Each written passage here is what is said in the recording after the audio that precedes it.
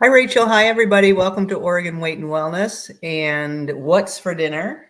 Rachel, how's your day going so far? It's going really well. It's going great. Yeah. The weather's beautiful outside. I've Mhm. gotten my exercise in. I'm working through my to-do list. I'm getting stuff done, taking But, names, checking it off. that's awesome. I love. There is something about checking something off a Mhm. list. Yeah, Oh, gives you that I'm little such a sucker for that. I mean, I'll write things down I've already done. bit. You Yeah. know, wake up, put a little box, check. Good Yeah, job. yay. Brush my teeth. I did it. Bam. I did it. I did it. I did it. Yeah, Seriously. that's so awesome. I've added one new thing to my morning routine. Oh, what is it? Yeah, cold plunge. Oh my gosh. How are you? Did you buy a plunger? I didn't. I am just deciding whether I want to spend that money, but I am. Yeah. I just put water in my bathtub.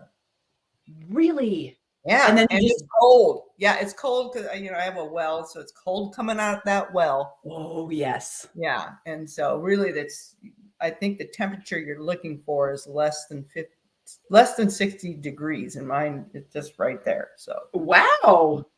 You've yeah, got a built-in plunge. Okay, how's it going? I love it. Do you? I said it too loud. I really like it. I mean, I have so much more energy, I feel like, and Oh, focus mm, and consistency through my day so far. So anyway, ask me next really? week. Ask me next week. Okay. And sleep, better sleep. I'm sleeping better And you're doing it in the morning? in the morning. In the morning. Okay. Yeah, Is this like first thing or after you work out, before you work it's after out? my workout. After my workout. Hmm. Okay. Yeah, after my workout. Okay. So Which yeah, probably feels really good because you're hot, sweaty, sticky, gross, whatever. That's kind of nice. and into the Mm. cold. Ooh, for We three have a minutes. for three, and you do you hold your head not under, but do you get under Yeah, like I get up to my okay, because you gotta submerge where your brown you got to fat is. submerge You got brown fat, on your chest and back. on your And so back, yeah, you gotta submerge your brown fat. your brown fat. Mhm. Yeah, We could which is talk good, we could which is talk good on and fat. on about it, but the biggest Oh my point I gosh. want to bring about that is how my sleep has improved. And speaking of sleep, isn't Segue. that isn't that That one is of the so pillars and the pillar that we're going to talk about today? So it remind us. is. Yeah, let's go. Tell us about that, Rachel. You teed me right up for that one. That was Yeah. really good. Yes, so sleep is the fourth in the series that we're talking about. So if you're joining us for the first time, this is the podcast What's for Dinner, and the series we're going through right now is comparing diet mentality versus lifestyle mentality. Dr. Gilbert and I both practice lifestyle fundamentals, and we coach in that way, and we look at that as these healthy pillars of a lifestyle that kind of leads to the health you're looking for and away from the disease or risk of disease that you Yeah, don't want. right. And we are on the fourth pillar this week, talking about sleep. And so, just to remind everybody what the pillars are, we've got community or connection, we've got nutrition, exercise, sleep, stress, addiction or avoidance of addictive substances or behaviors, and then a seventh one potentially being added called nature, the Mhm. pillar of nature, being outside.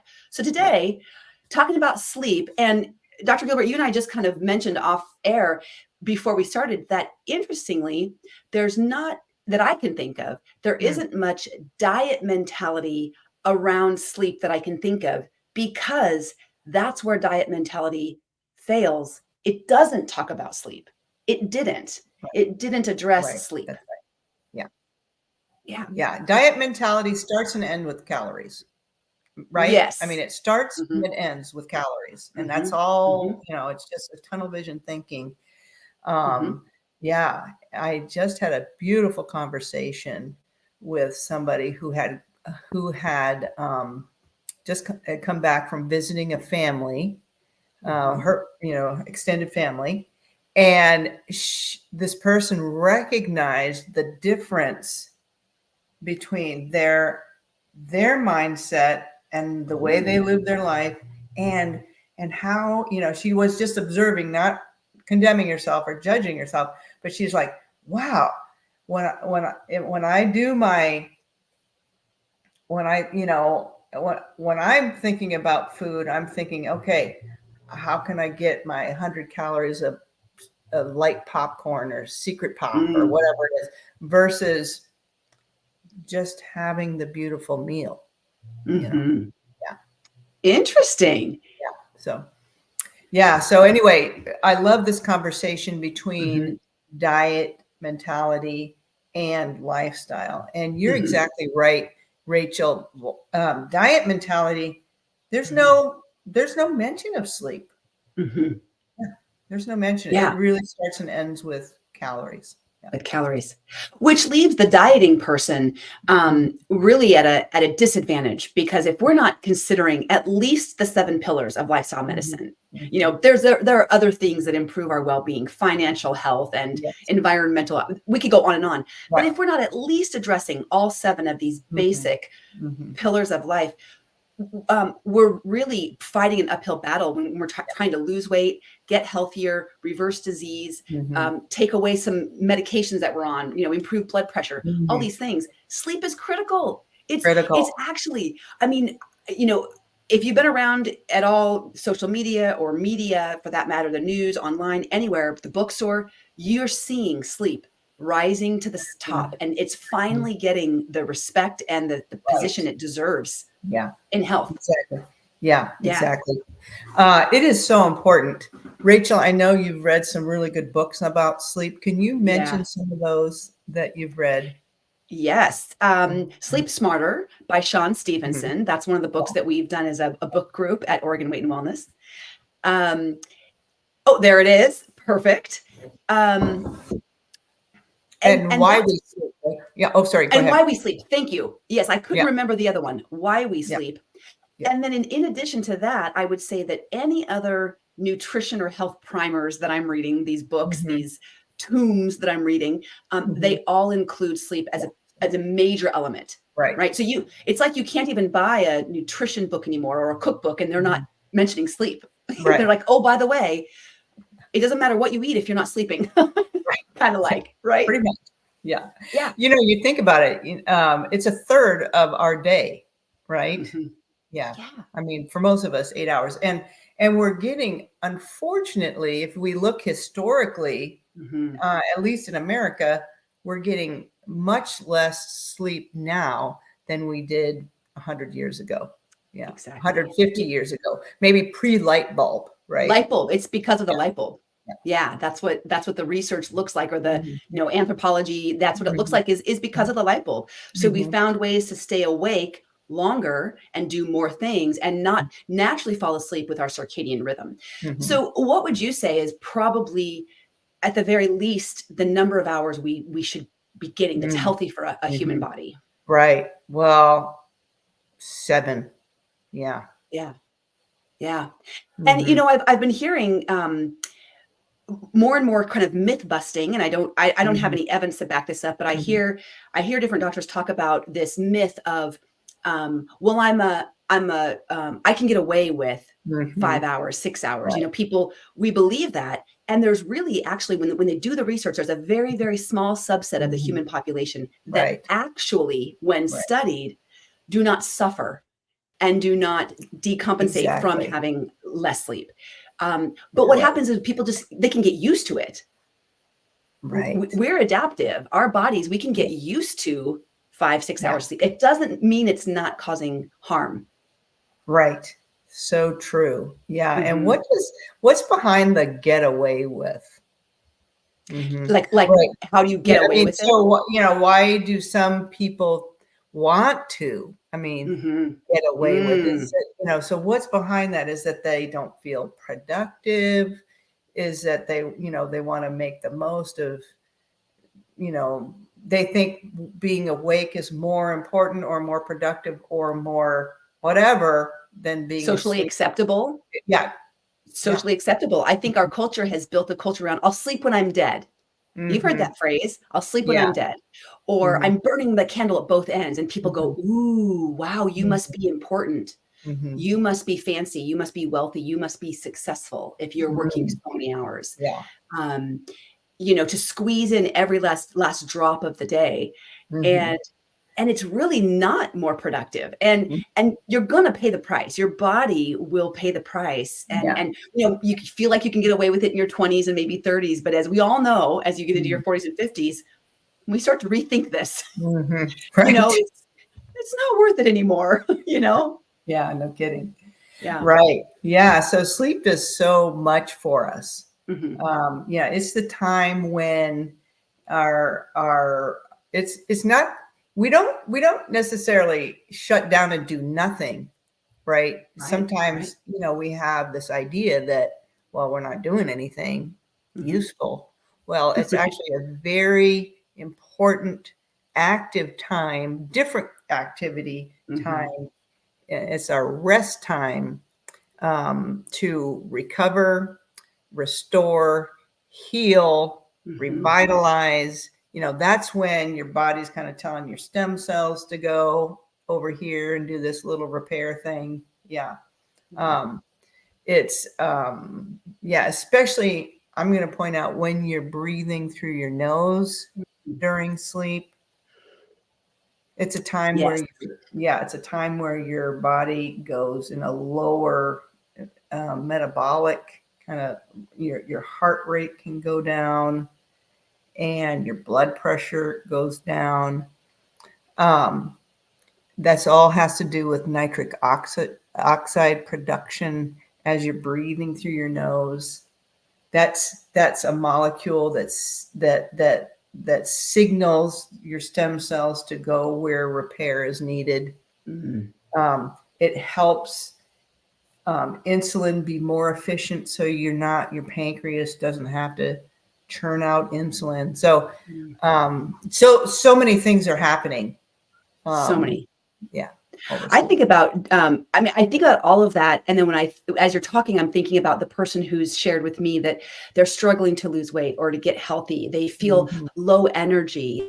They don't feel vibrant or, like they have the energy to finish a day strong, or the Mm. brain fog. I think about brain fog and how much is going on in the brain during sleep, how much Yeah. cellular cleanup is happening in the brain, and memory consolidation, and Right. waste. I think about the garbage men in my brains coming in. They Yeah. got to take out the Yeah. trash. Yeah. The glymphatic system is The really at play there. glymphatic. Yes. Yes. I love that. Love that word, glymphatic system. So there's a lot going on. And when we rob ourselves of the sleep, we're Mhm. really Mhm. stealing from the ability of the next day, Mhm. Oh, the, yeah. the functioning capacity of the next day. Mhm. Yeah. Yeah. You want to sleep for tomorrow, Yeah. right? Yeah. You want to go to bed tonight for your tomorrow, right? For your Hmm. energy for tomorrow. So the sleep is Yeah. is really, um, at nighttime. At a certain time. The sun goes down. Time to go to sleep. So sleep at night.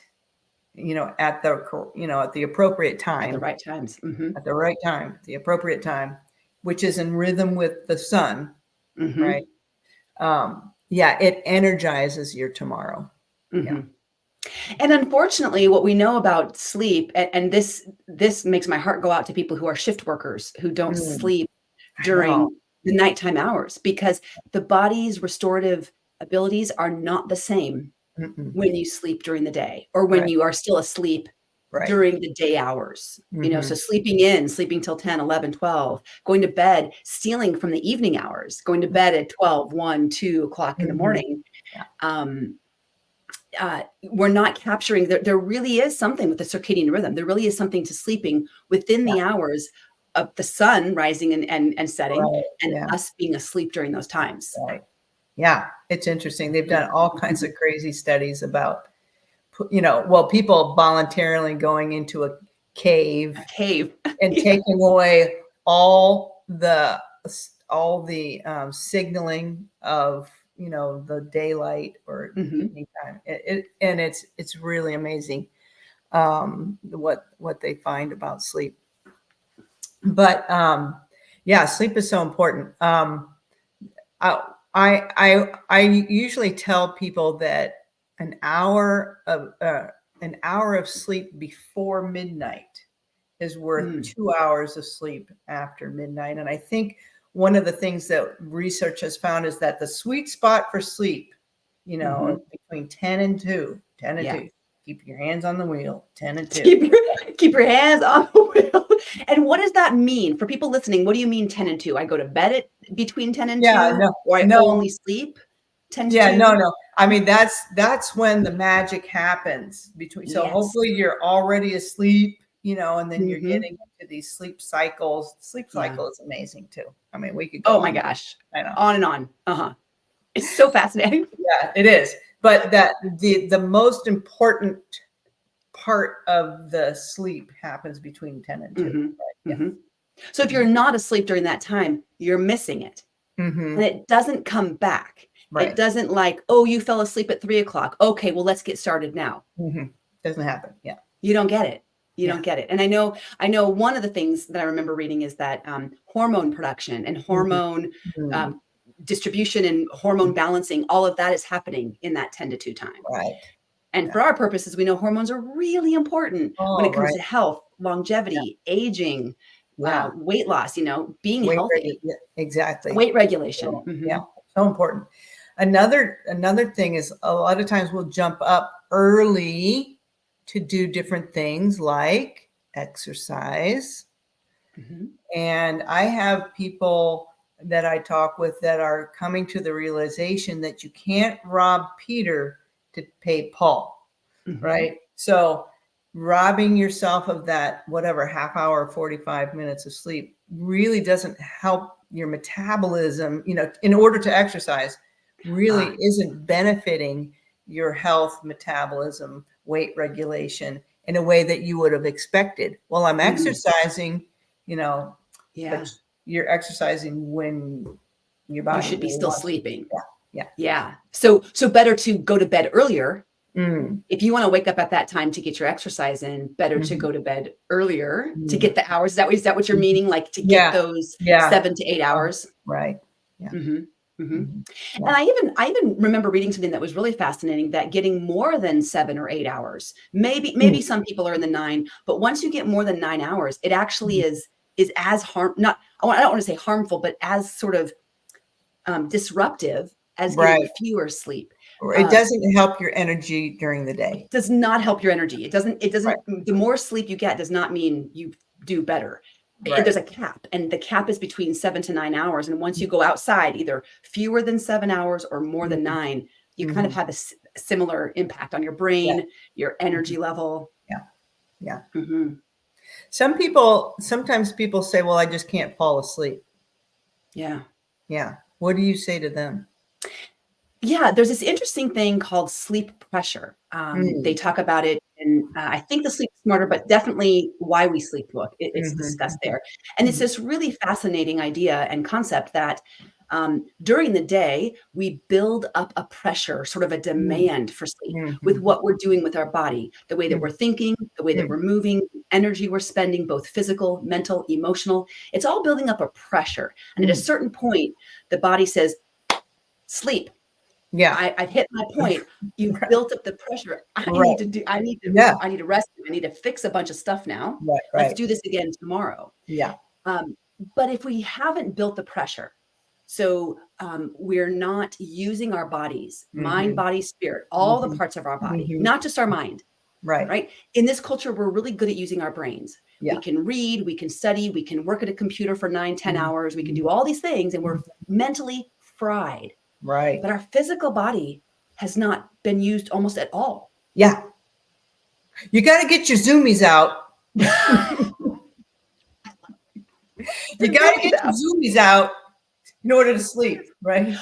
And you know what? Everybody who's ever owned a dog knows this. If you don't walk that dog or get that dog outside, throwing a ball, whatever, it's going to drive you nuts. The dog's going to be pacing the floor at night. The dog's going to be barking. It's going to be more anxious. It's going to be less chill. Everybody knows that. So get your dog zoomy out, but you got to get your zoomies out to build up that sleep pressure so that you can sleep.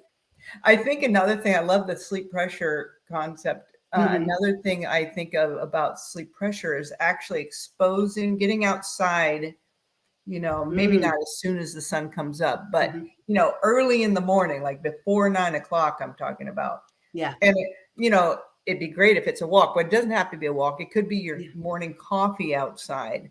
Yes. Just to get exposure to, that sunlight, and that sunlight then, goes through your pupil, and your retinas. It threatens central retinal pathway and hits that super chiasmatic nucleus. Yeah, and gets you in sync with the rhythm of the day. Yes. Yeah. It actually helps it's like resetting a clock. It's like a clock that you have to wind every day, and it helps to reset it. And the recommendation is if you can get out there within an hour of waking, but better anytime in the morning than not, right? And it's like you said, it could be a walk, which would be great because then you're doing the pillar of exercise, you're helping the pillar of sleep, and you're helping the pillar of nature.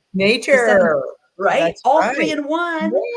Yeah. But at the very least, getting out there. And for those of us in Oregon or Washington where there's not always a sunshine in the sky, it doesn't matter. It's still the light. The light that comes through the clouds is multiple times brighter than any light in your house could ever be. So it matters. The light outside matters. And your brain knows it. Your brain, your retina, your body, it knows the difference. And it wants outside. Yeah, exactly. Yeah. Yes. Another thing that's happened in the last 100 years along with the light bulb is being inside just too much. But I think that we're going to talk about that with our nature pillar. Yes. So, all right, Rachel, this has been a great discussion. I could go on and on. I mean, sometimes I think about, the other thing is to think about the environment in your bedroom and setting it up for sleep success, having a bed. And there's a whole thing on that. Oh, yeah. A bedtime routine and just a routine in general. I mean, I'm a huge fan of routine. And that could maybe be a whole nother series that we talk about and help people work through all the different types of routines. But leave us with that 10, the 5, 4, 3, 2, 1 thing. Oh, yeah, 10. Yeah. Great. Yeah. So I try to talk to people about 10, 3, 2, 1. When you think of sleep, 10, 3, 2, 1. So 10 hours before your designated bedtime, which hopefully is by 9:30. No caffeine. So because caffeine, whether you think that it disrupts your sleep or you don't believe that it disrupts your sleep. Yeah, it does. Yeah, it does.